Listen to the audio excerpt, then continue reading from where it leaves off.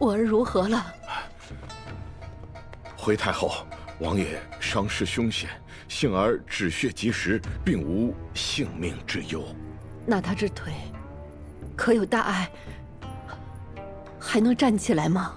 腿骨伤得极深，经脉受损，恐怕王爷一时半刻难以站立。日后要想痊愈，还需尽量调理。皇额娘，张太医，朕要你全力医治14弟的腿，不管需要什么药材，你尽管用。臣明白。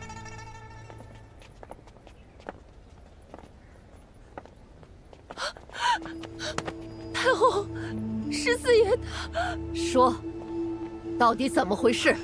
太后息怒，王爷去马场骑马，刚开始还好好的，可不知道怎么回事，突然王爷骑的那匹马受惊，最后王爷只能杀了那匹马才停了下来，可他自己也摔了下来。好好的马，怎么可能受惊？额娘，儿臣已经着人去严查了。太后娘娘，14爷到底如何了？唉，原本喜事在前，如今却老14这腿，怕是……不会的，14爷多么骄傲的一个人，他怎么会？不会的。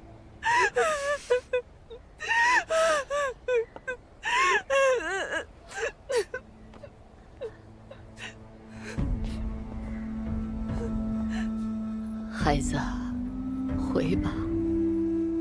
等老14的腿好了，我再召你入宫。太后，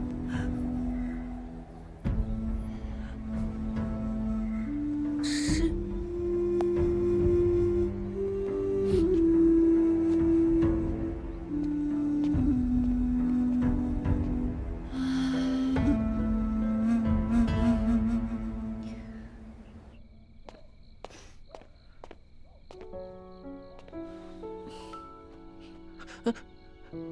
轻点儿，轻点儿。王爷，您现在知道疼了，奴才都已经很轻了。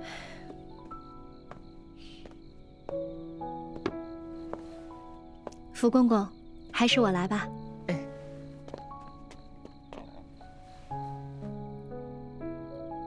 早知道就不给你出这主意了，这伤的也太重了。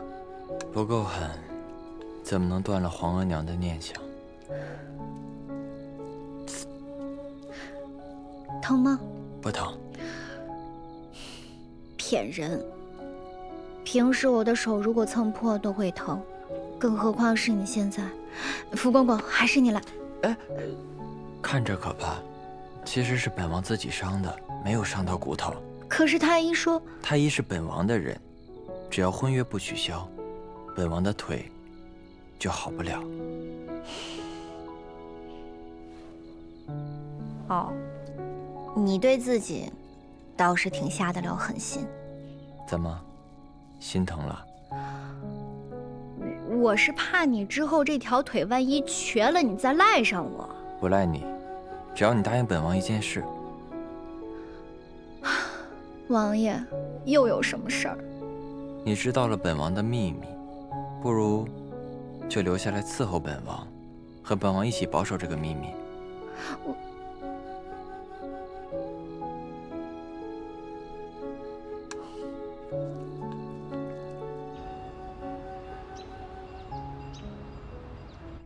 14跟哀家张了嘴，说要留你在身边。你是哀家身边出去的人，做人也本分。哀家准备赐你个格格的名分，你就留在14身边，好好照顾他。太后娘娘，奴婢不要名分，奴婢愿以医女的身份侍奉14爷。你嫌格格的名分太低？不是，奴婢不敢，只是奴婢自知出身卑微，配不上14爷，也从未肖想过不属于奴婢的位置，唯愿竭尽所能侍奉在太后和王爷身边，无愧于太后和王爷对奴婢的恩情。你伺候哀家一场，哀家也不是个不念旧情的人。哀家知道，这格格的位分是有点低，但你只要好好伺候，等14成亲后，哀家一定会将你从宫中风风光光的嫁过去。到时候你再给他生个一儿半女，给你封个侧福晋也不是难事。太后圣恩，奴婢心领。只是奴婢医女出身，立志行医，不愿被后院束缚，更不愿意因一纸名分误了本心。只要能侍奉在14爷身边，为他治病诊疾，已是奴婢莫大的福分。额娘，名分的事儿暂且不提，儿臣还有要事找您商量。你还有什么事？儿臣……奴婢告退。刚才如张太医所说，儿臣的腿每隔1年半载根本好不了，就算好了，也会留下跛足，完全康复遥遥无期。腿伤的事慢慢养，不着急。重要的是不要留下残疾。额娘，可有些事儿等不得。你所指何事？佟家宝珠年已及笄，儿臣已然残疾，不愿耽误他的前程，还求皇额娘撤了这门亲事。你只是伤了腿，又不是废了。你是皇家血脉，你就是真瘸了，也自有人愿意与你结亲。那佟家宝珠只是将门出身的女儿，配你是她的福气。额娘，那威武将军是个心高之人，儿臣无权无职，又落下残疾，他心中定是不情愿。况且结婚是2个人的事儿，这强扭的亲事何必呢？听你这话，像心中自有定计。你须知这门亲事是哀家为你精挑细选，与你大有裨益。佟家宝珠对你痴心一片，威武将军一门又人丁兴旺，万一哀家哪天薨逝了，你也有一门岳丈家可以倚仗。额娘，您这是说什么呢？儿臣明白您的意思，但儿臣已经长大了，想自己决定自己的人生。好了，刚才太后之言并非本王之意。我知道，你我之间本就是做戏。王爷请放心，奴婢不会当真的。你觉得本王待你皆是做戏？不是吗？不只是王爷，我也一样。你呢，演忠孝2全的皇子；我呢，演尽职本分的医女。彼此心照不宣，互惠互利，何必认真？那倘若本王说想实心实意的给你一个名分呢？别，那也太吓人了。再说了，我不可能以丈夫为天的，我也不可能跟其他的女子共侍一夫。而且我有一技之长，天高海阔，哪里去不得？为什么要作茧自缚呢？更何况，在我的家乡，我已有所爱之人。奴婢告退。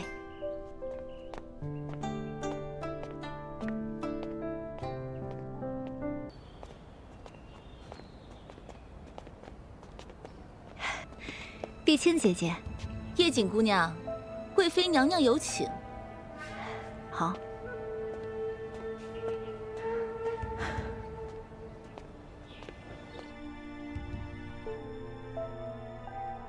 这些金饰头面都是贵妃娘娘赏你的。奴婢谢谢贵妃娘娘厚爱，只是奴婢惶恐，无功不能受禄。既绝无功，那眼下本宫就给你个立功的机会。不知娘娘有何事差遣？太后寿辰就快到了，届时必定宴请后宫众妃嫔，你掌管慈宁宫膳房，方便接近膳食。到时把这包药加进端妃的饮食中。奴婢不敢，娘娘饶命！怕什么？哼，此物名为青藤草，不过只是泻药，谁让她怀了孕还不安分，处处与娘娘作对。娘娘不过是想给她一个小小的教训。只要你处理得当，没有人敢质疑太后宫里的饭菜有问题，更不会有人怀疑到你。可是，娘娘，我这点小忙都不愿意帮，莫非你对娘娘所表的忠心都是敷衍不成？本宫向来赏罚分明，此事若办成了，本宫还有重赏；若办不成，本宫有的是法子，让你永远消失在后宫。剧情已经失控了，我要是再想不出办法破局，我就玩脱线。子建，王爷，你怎么了？你脸色如此难看。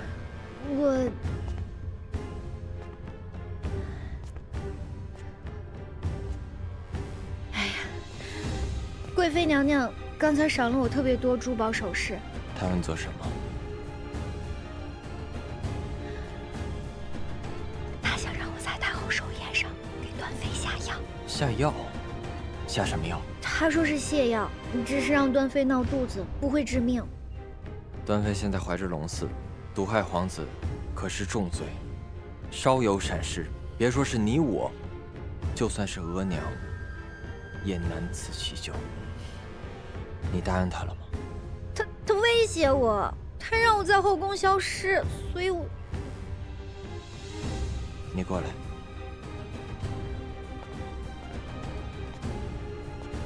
这件事情交给本王，你放心，只要有本王在，就不会让你消失。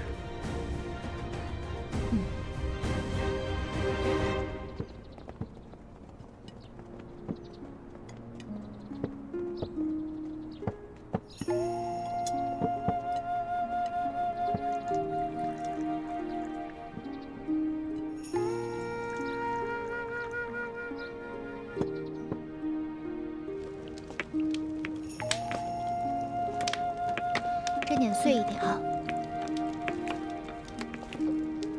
去取些枸杞，这个汤色不够，2毫就够了。啊，是。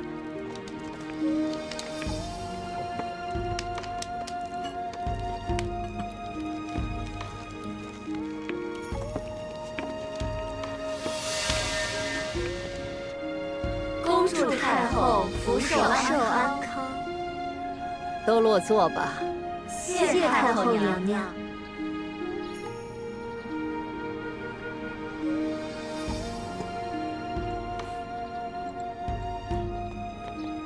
儿臣恭祝母后，祝母后福寿与天齐。母后，一会儿可以尝尝这个，这个是从苏杭进贡上来的。臣妾祝太后福泽安康，绵延千岁。兰贵妃有心了。谢太后。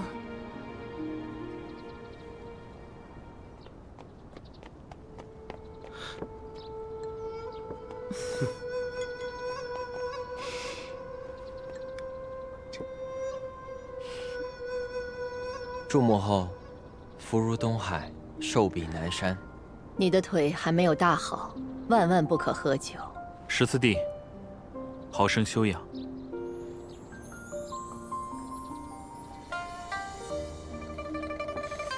母后，无碍。太后娘娘，臣妾以茶代酒，祝太后娘娘生辰极乐，寿比南山。要好好安胎。谢太后娘娘。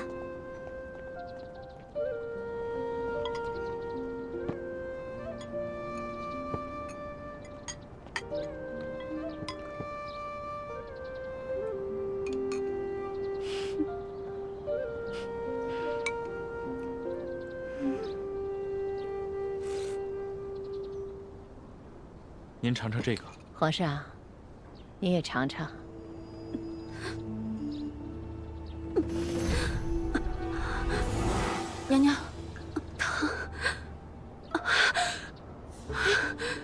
娘娘，好疼，好疼！娘娘，扶头，快传太医！快，传太医！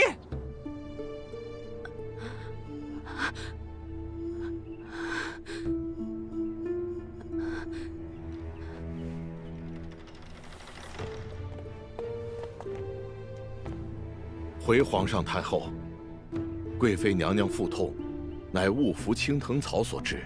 此草虽非剧毒，但遇热时隐隐剧痛，若量再加大些，后果不堪设想。这青藤草是何物？青藤草乃西域异物，极为罕见。宫宴之中怎会出现此物？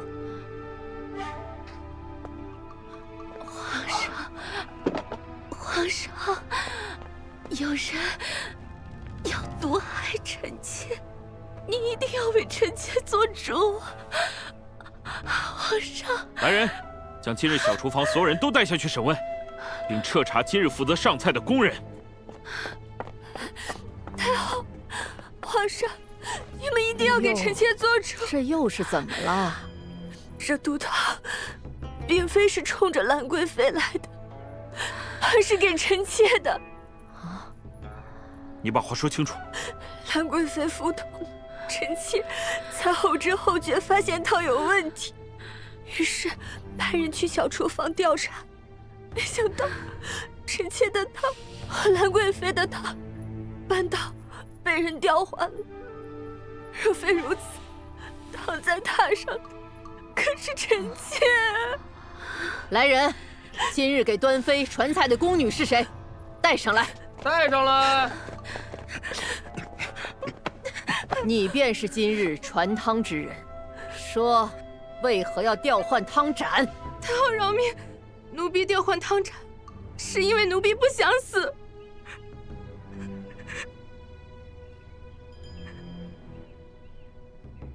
是兰贵妃宫里的婢妾，她还以奴婢全家的性命相逼，要我在端妃娘娘的汤里下药。奴婢怕事败牵连，于是偷偷换掉。奴婢冤枉，奴婢从未胁迫她，更未指使她下毒。混账！宫宴动毒，岂使你一句冤枉可以了事？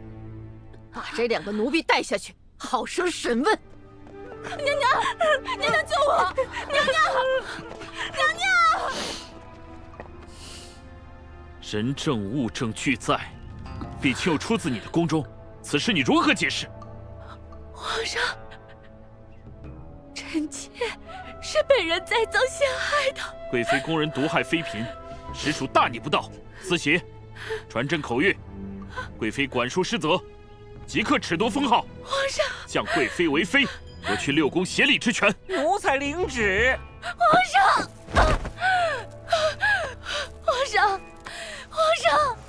臣妾是被人冤枉的。哀家的寿宴被你们搅得这般模样，这后宫确实是该整肃了。皇上，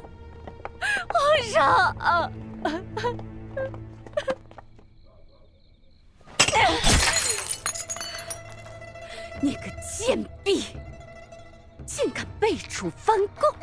当初不是他哭着求婢亲出头，替他家人解困，如今竟敢反咬一口，真是反了天了！娘娘息怒，这件事牵连太多，稍有不慎便是满宫风雨。奴婢以为皇上如今只降娘娘为妃，未曾再追责，已是顾全旧情。顾全旧情？他若真有情，又怎会当着那么多人的面，这般羞辱本宫？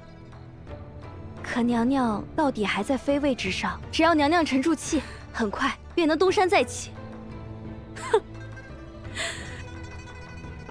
东山再起，也得先熬过这口气。婢亲忠心，一人将所有罪责都承担了下来。可他知道本宫诸多秘密，留他在慎刑司，只怕会夜长梦多，再生知己。奴婢明白，奴婢会让他好好的离开。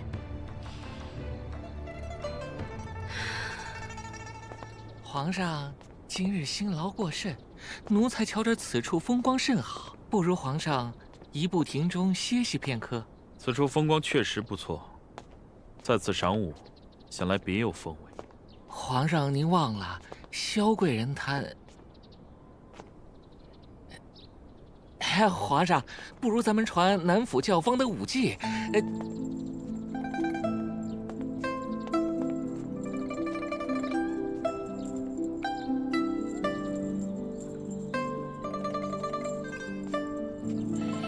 皇上，这不是奴才安排的。这舞技看着也不像是南府的人，虽然武艺是生疏了些，但是颇有几分灵动之气。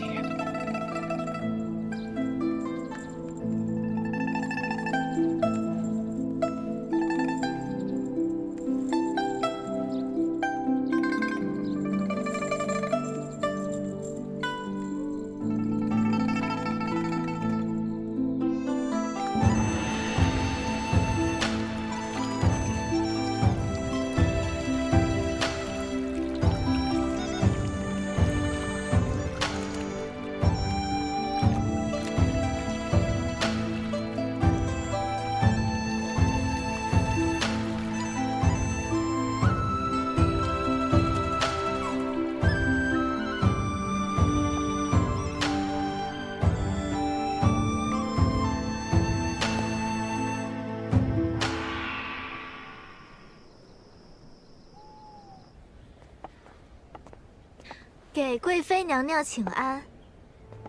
昨夜侍寝，滋味如何？本宫费尽心机把你从冷宫捞出来，送到皇上面前。如今你一夕被封为答应，也算一步登天了。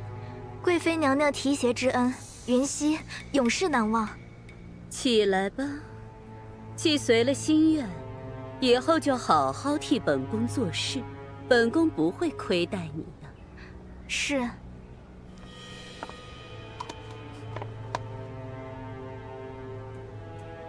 西姬丸，每日定量服用，可保肌肤雪白，容光焕发。若不是服用它会妨碍生育，本宫都想试试。西答应。为了邀宠而牺牲生育能力，你不会怨恨本宫吧？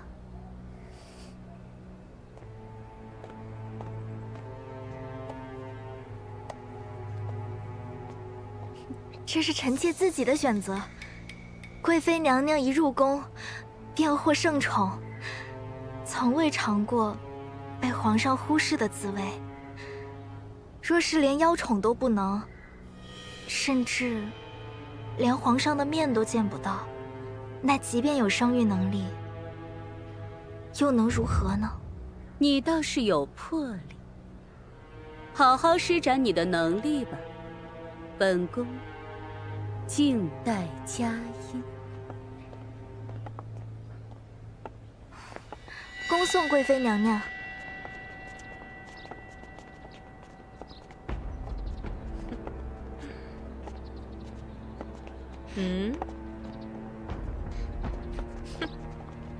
怎么，老朋友见面不叙叙旧？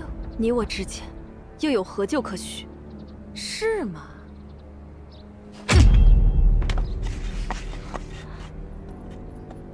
大胆！你敢摔坏皇上御赐的扇子，现在马上下跪道歉，或许我会饶恕你。这分明是你自己摔坏的。你们都看见了，刚才是谁摔坏了扇子？自然是萧贵人。柳眉，我如今容貌尽毁，早已无法与你争宠，你为何还要落井下石？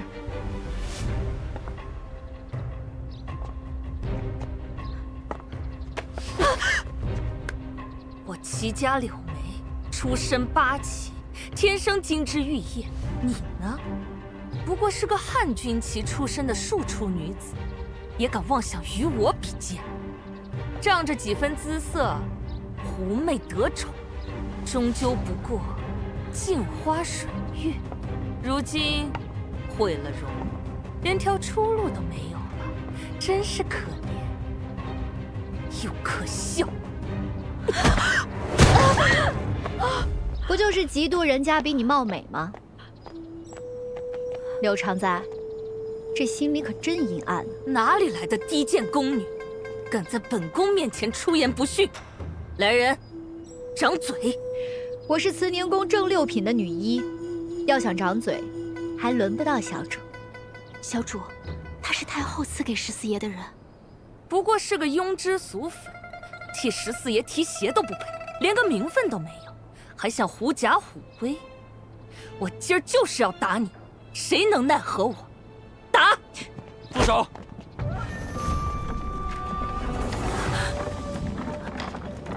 叶瑾是本王的侧福晋，就算犯了错，也轮不到你来教训。皇上，臣妾只是在开玩笑。四喜，奴才在。齐家是行为失仪，德行有亏，着即降为答应，迁出咸福宫，移居冷香院佛堂，闭门思过。奴才领旨。侧福晋，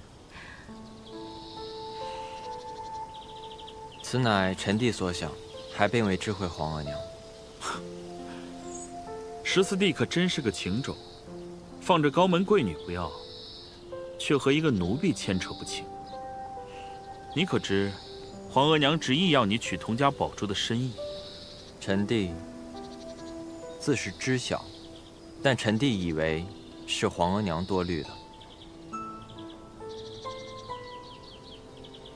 额娘一腔慈母之心，都尽数给了你。有时候，朕真的很羡慕。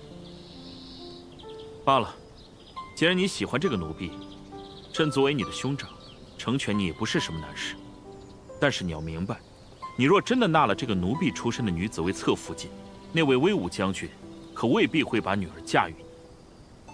少了一个得力的岳家，你将来不要后悔才好。多谢皇上成全。此乃皇帝本心，绝不后悔。既然你情我愿，朕便成全你们。宫女叶瑾，赐婚14王爷，封侧福晋，则良辰吉日完婚。谢皇上。恭送皇上。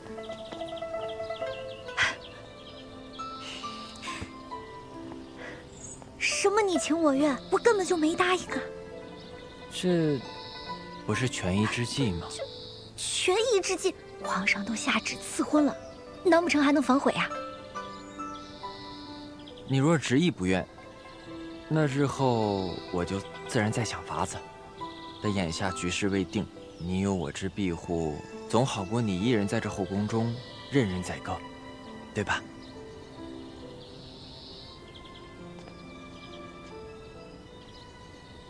给太后娘娘请安。快坐吧。谢太后娘娘。听闻出宫采买的太监说，宫外出现了天花，说是有难民入京，把天花病例带入了京城。如今整个京城人心惶惶，太后，我们如何是好啊？如今是你在执掌后宫，你说如何是好？不如，请太后带着皇上移驾行宫避斗。哀家带着皇上走了，你们这些后宫的嫔妃呢？我们坚守。好了，别以为哀家看不出你的小心思。京中这些传言，哀家也有听过，但传言毕竟是传言，未经证实，当不得真。若是一有风吹草动，便躲到行宫去，皇上还有什么威严？可若是真的呢？若是真的，再到行宫避也不迟。可如今，宫里流言迭起，人心不稳啊！既知是流言，就不该让它传播，这是你治宫不严之过。传哀家懿旨，即日起，皇城加强宫禁，严查出入人员，有异样者第一时间上报，并采取隔离措施。是，太后娘娘。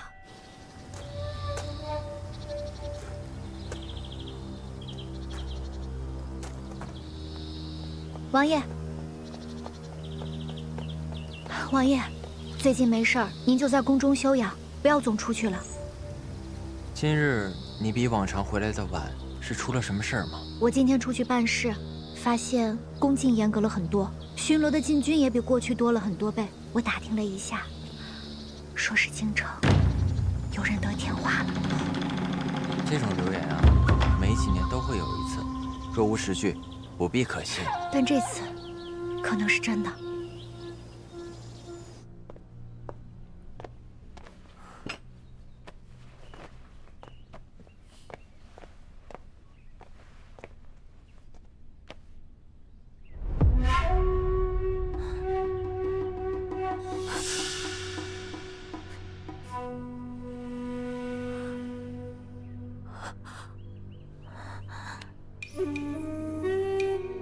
宫莲怎么了？真儿，拿镜子来。娘娘，快点，拿镜子过来。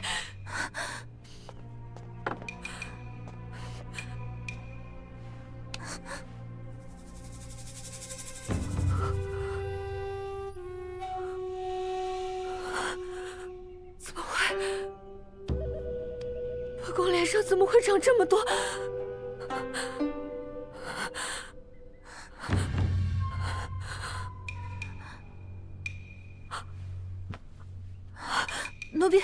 奴婢这就去宣太医。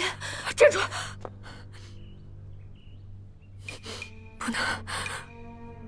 不能宣太医。可是娘娘，宫里尚未有天花病例，若本宫是第一个感染上的，到时候宫里疫情传开，本宫在皇上眼里就是罪人了。本宫不能是第一个。可是病拖不得。娘娘，您现在不是一个人，您得为您肚子里的皇子考虑啊。本宫正是为肚子里的皇子着想。此病根本无药可医，能不能活，全靠天命。若天命好，我们都能活；若天命不好，一尸两命。我和皇儿都活不成。事到如今，管不了那么多了。好珍儿，一会儿去拿脂粉，替我掩盖一下。此事定不能让任何人看出破绽。然后你去府里给额娘和阿玛传信，让他们去民间寻些药回来。此病民间多发，宫里的药未必比得上民间的药。快去！是。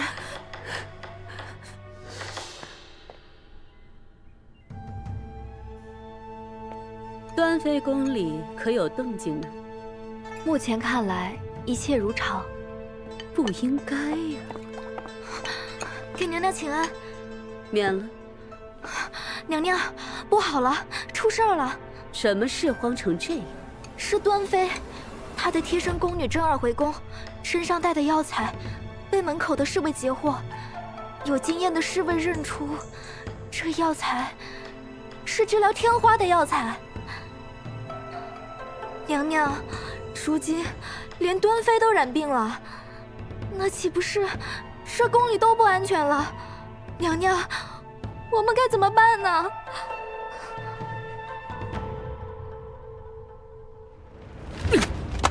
怎么办？你问朕怎么办？身为内侍总管，宫里出了天花竟一无所知，朕治你一个失察之罪也不为过。奴才该死，奴才该死！传旨旨意，即刻封宫，召太医紧急会诊，所有与端妃接触过的妃嫔宫人，一律就地封宫隔离。奴才领旨。封门。娘娘，不好了，咱们宫被封起来了。什么？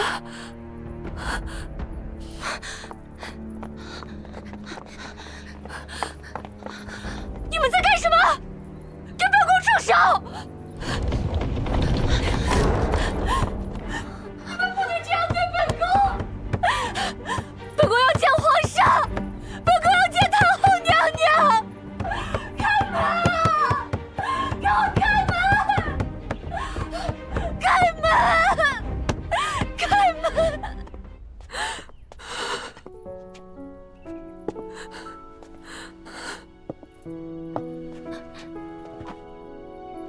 皇儿，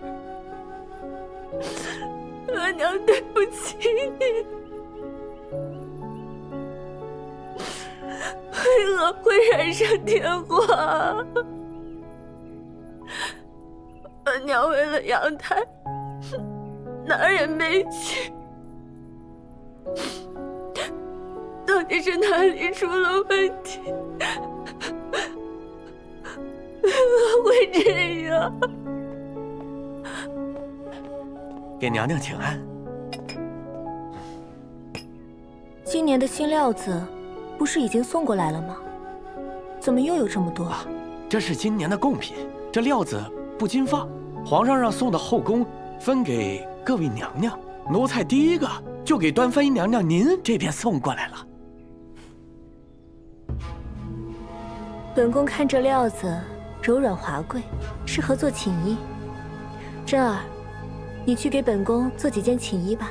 是。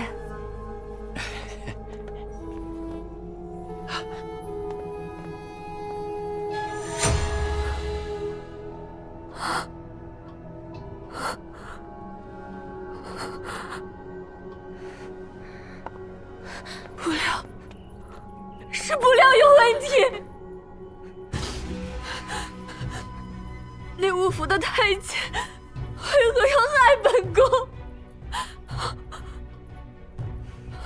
是他，掌管宫里多年，一定是他指使人干的，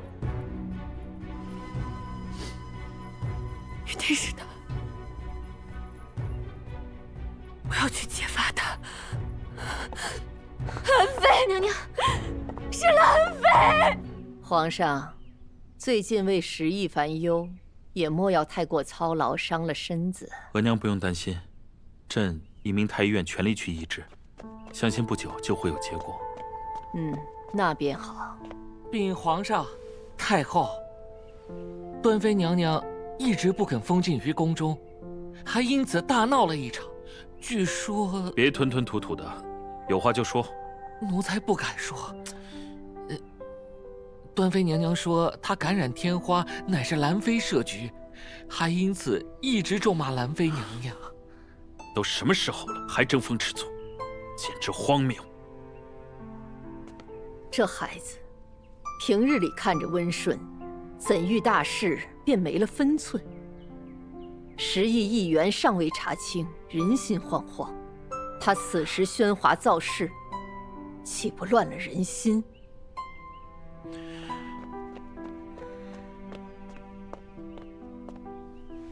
太后，兰妃求见。这个节骨眼儿，他不在自己宫里好好待着，来见哀家做什么？他说是关于天花一事。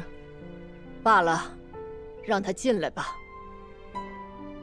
看看他这次折腾什么幺蛾子。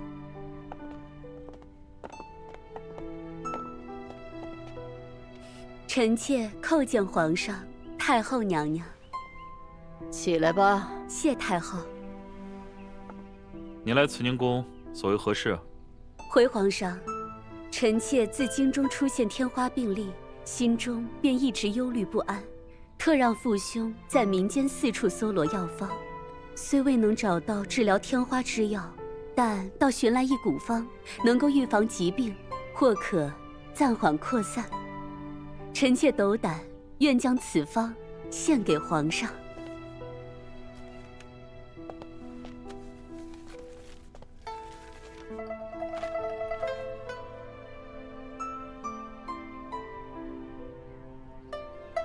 南妃心怀社稷，急需重任，实属难得。端妃身染疫疾，又怀有身孕，如今正处风头浪尖，六宫事务不可一日无主。朕欲晋你为贵妃，由你暂理六宫之事，你可愿担此责？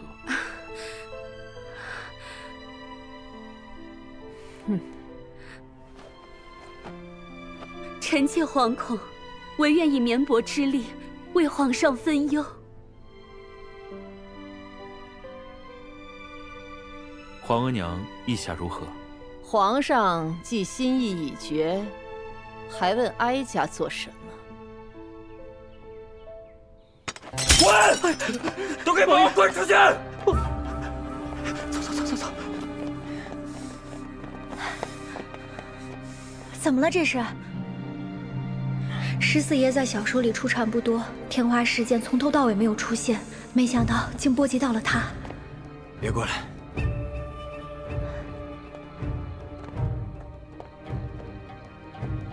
我看看，福公公猜的没错，果然还是中招了。既已知道，还不离本王远点。你我日日相处，现在说远离是不是太迟了？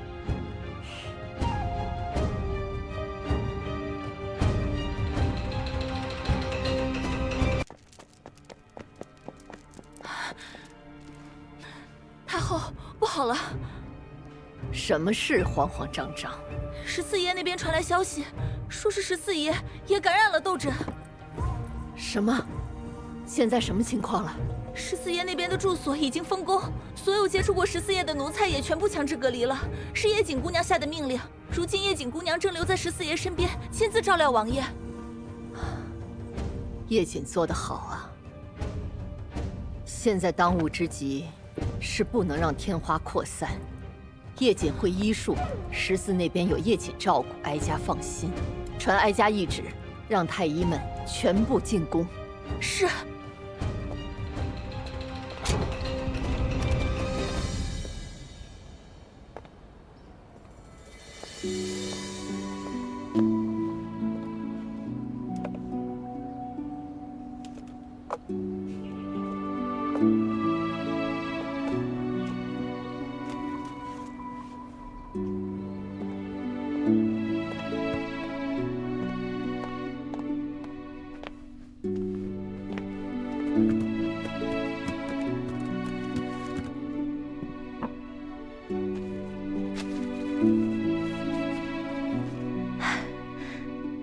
萧贵人有心了，王爷，今天你有口福啦。王爷，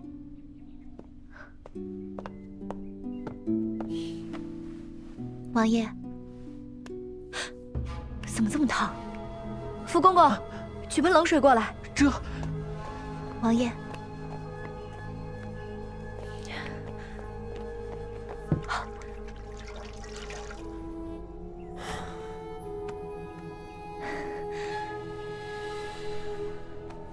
受不了。好，我知道，坚持一下。福公公，抓住王爷的手。哎，坚持一下，王爷。王爷。痒。王爷得罪了，去取根绳子过来。这。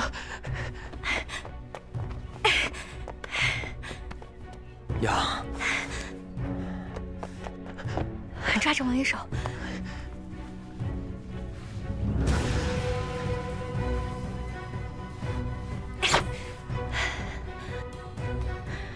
不行，还是得去太医院，再去取一个止痒的方子。别走，留下来陪本王说说话。说什么？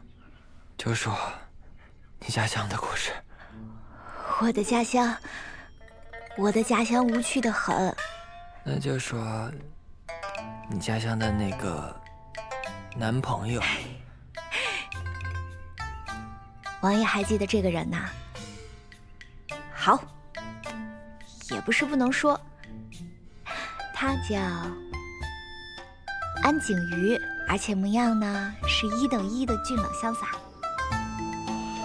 就这样，他一炮而红，靠最后一场演唱会奠定了他第1乐师的位置。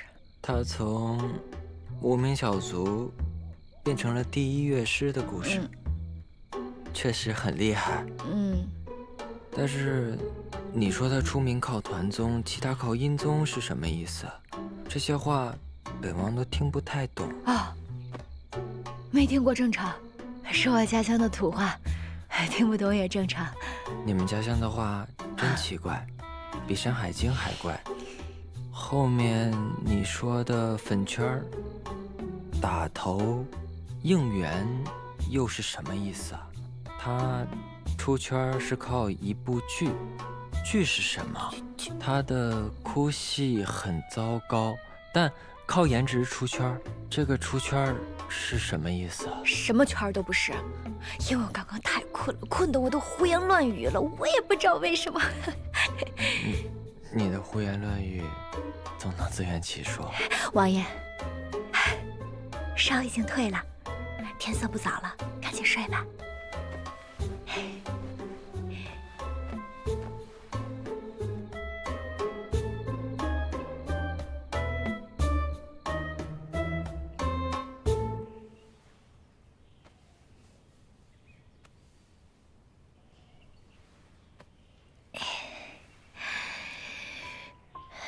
王爷醒了。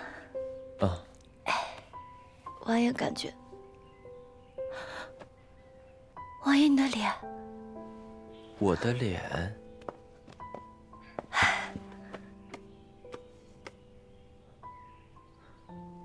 痘疹都退了，不过数日，竟然痊愈了。不对，不应该这么快的。什么不对？如果是天花的话，不应该这么快就痊愈了。你的症状更像是水痘，民间又称水花。虽然出痘症状跟天花相似，但是毒性很轻，7天左右就可以痊愈了。那意思是，本王死不了了？死不了。如果真是这样，大有文章可测了。贵人安好，妹妹珍重。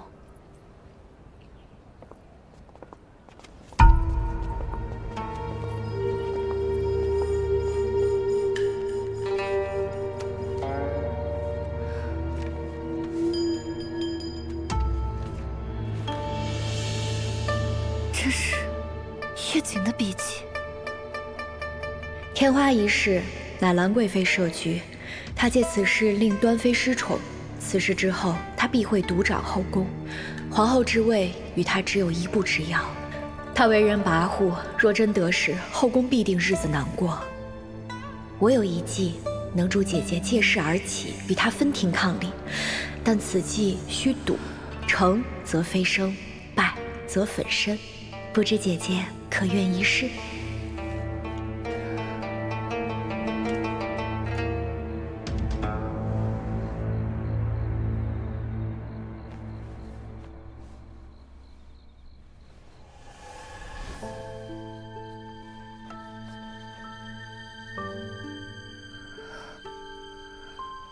这一笔要用力些。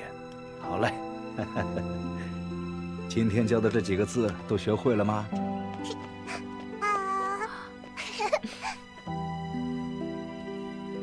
娘，我给你背首诗吧。慈母手中线，游子身上衣。临行密密缝，一口迟迟归。谁言寸草心，报得三春晖。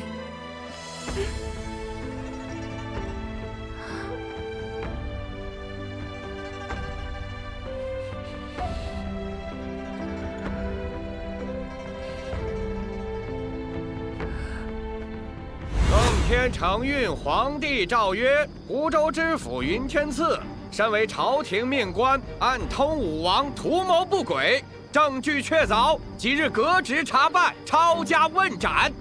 钦此。我这一生对皇上忠心耿耿，从未有二心。你们这是血口喷人，诬陷忠良！大胆！来人，拿下！老爷，夫人，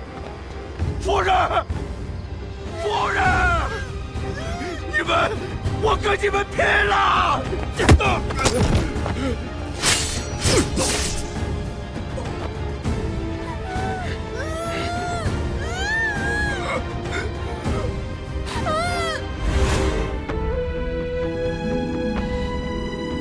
父亲蒙冤，母亲惨死，罪魁祸首便是兰氏一族。谁都可以做皇后，唯独兰贵妃不可为后。我本就是带着一条命进宫的，何惧一世？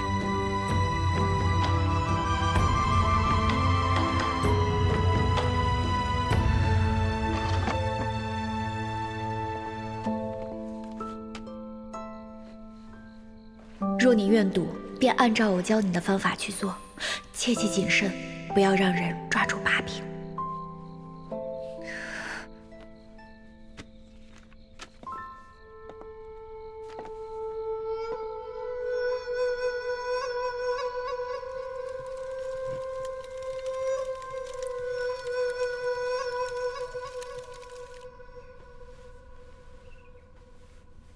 听说城外难民都已妥善安置，城中疫情减缓。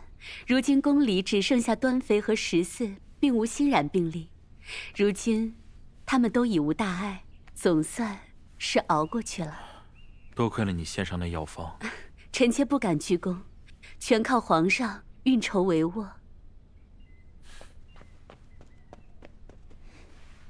禀皇上，贵妃娘娘，端妃宫中来人说，端妃娘娘情绪激动，动了胎气。可传了太医？已传了太医，只是听宫女们说，端妃脾气很大，宫人们都很害怕。听说孕妇最忌情绪不稳了。朕先去看看她。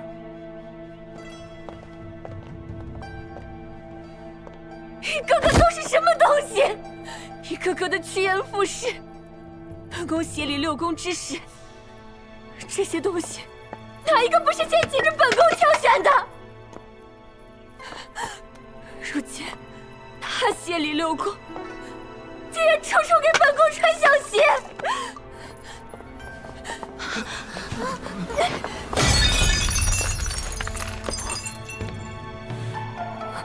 皇上。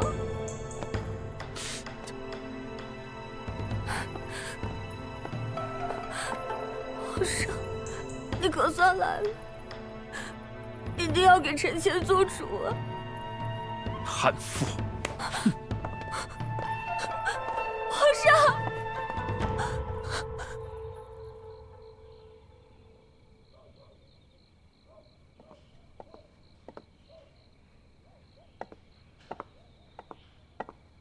四喜，你来回走做什么？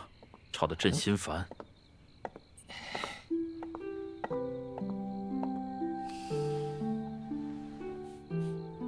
皇上，是臣妾。惠贵人。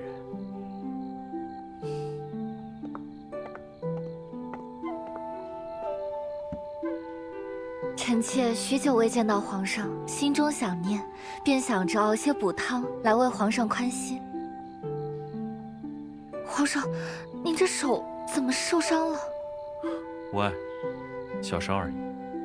虽说是小伤，但也伤在龙体啊。四喜公公，劳烦您拿些伤药过来。这。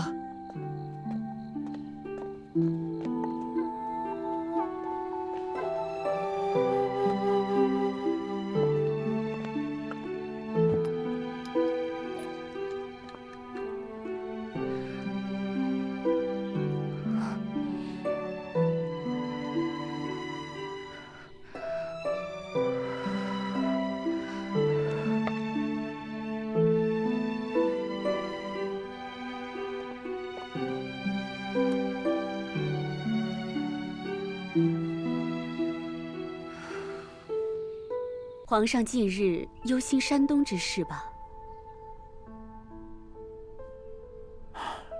灾情本早已平定，却有人贪墨赈粮，激起民愤，眼下已有数处哗变。竟有此事？听说主事的是端妃之父，他一向谨慎，怎会出此纰漏？此事尚无定论，朕不愿妄下判断。皇上，来喝碗汤吧。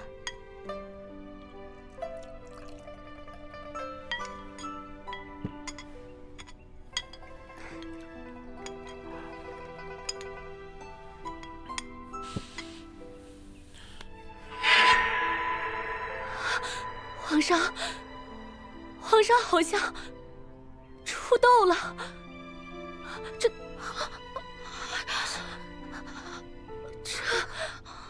给朕把镜子拿来。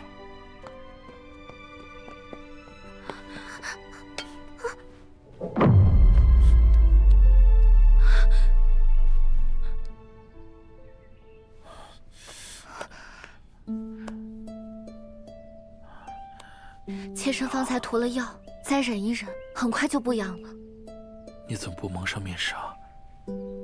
万一被朕传染，说是能与皇上共苦，也算是臣妾的福气。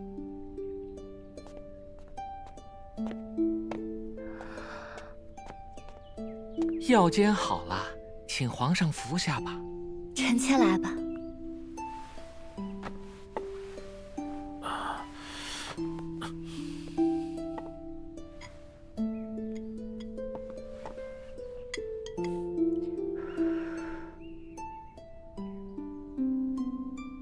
甘草加的多，一点也不苦。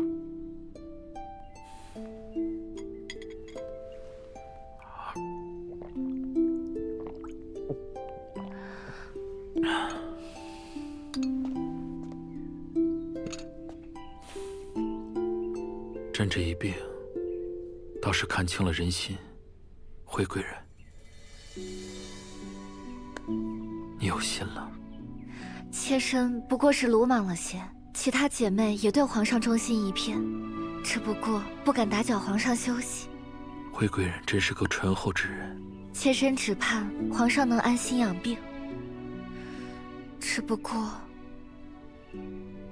臣妾觉得这场斗争来得蹊跷。哦，何出此言？端妃娘娘因养胎足不出户，却偏偏是第一个感染斗症的，这事儿未免也太巧了。端妃娘娘说她感染天花乃是兰妃摄取，因此一直咒骂兰妃娘娘。司机，奴才在，给朕彻查此事。这。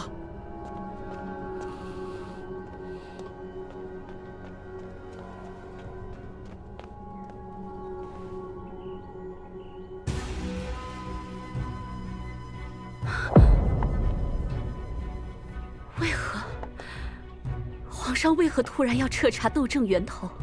前清宫传来的消息说，皇上染上了斗症，每日痛苦难熬，难免多思所想，觉得斗症流入后宫一事疑点重重。此事虽然我们做得干净，可若严查，难保没有疏漏。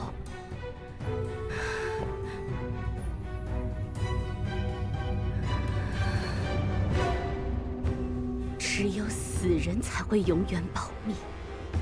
你去一趟，该消失的人，就让他永远消失。可端妃曾指名道姓地指证过我们，当时太后和皇上只以为她因憎恨贵妃娘娘才胡乱诬告，万一人死了，岂不是我们嫌疑更大？管不了那么多了。如果证据落到他们手里，本宫就全完了。如果他们没有证据，就算他们怀疑本宫，也奈何不了本宫。哼，你赶紧去将此事办妥。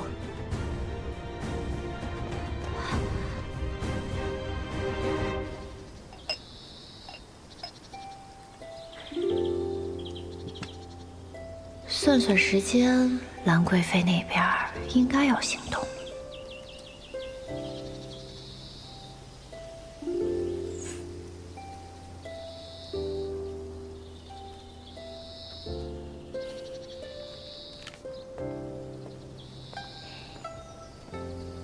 王爷，我想请您帮个忙。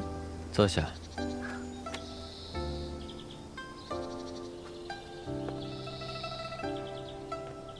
靠近一点。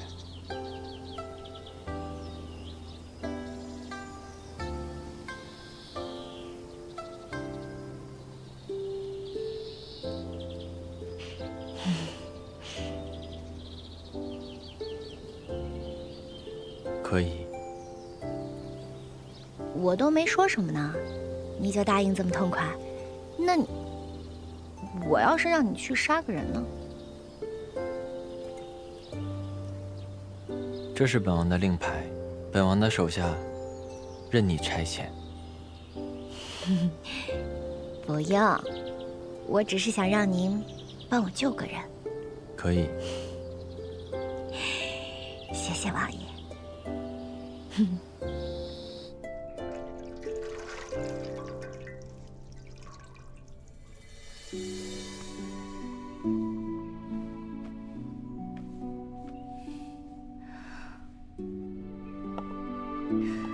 诸位大人可有讨论出什么章程来？皇上这病到底该如何用药？回会贵人，这几日臣等仔细观察了皇上的病情，觉得甚是蹊跷。结合之前端妃娘娘和14王爷的病程，臣等觉得皇上的病并非痘症，不是痘症，又是什么？是类似痘症的另一种病，民间称水花。此病一般能自愈，等烧退了，皇上自然会好起来。臣等已经给皇上开了退烧药，等药煎好，便可服用。水花，他果然料事如神，什么都在他意料之中。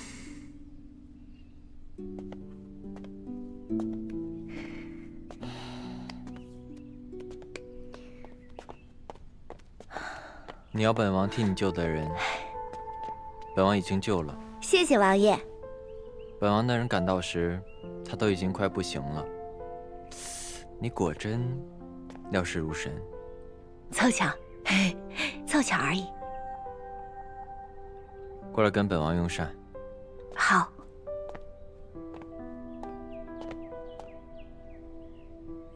今日这碗膳如何？很丰盛。和往日可有什么不一样？有什么不一样吗？今日这糖宝、蒸糕，还有这芙蓉虾，可都不是宫里的菜哦。外面酒楼的？不是，这3样美食啊，是芙蓉镇的特色美食，本王的手下刚刚带回的。芙蓉镇，你手下人真好，出差还回来给你带特产。你不知道芙蓉镇在哪儿？不知道啊。哎，那你知道沈大柱这个人吗？也不知道啊。哦，怎么啦？问这个做什么？没事儿，不知道就不知道吧，随便问问。哦，王爷请。14爷如何？不出所料，他根本不是叶锦。王爷，你已经试探过了。芙蓉镇是叶锦的家乡，沈大柱是叶锦的父亲。可本王跟他提起芙蓉镇和沈大柱的时候，他毫无反应。坏了，马甲掉了，这可怎么解释？谁？哎呀，是我！放手！哎呀，下去吧，此事交给本王处理。这。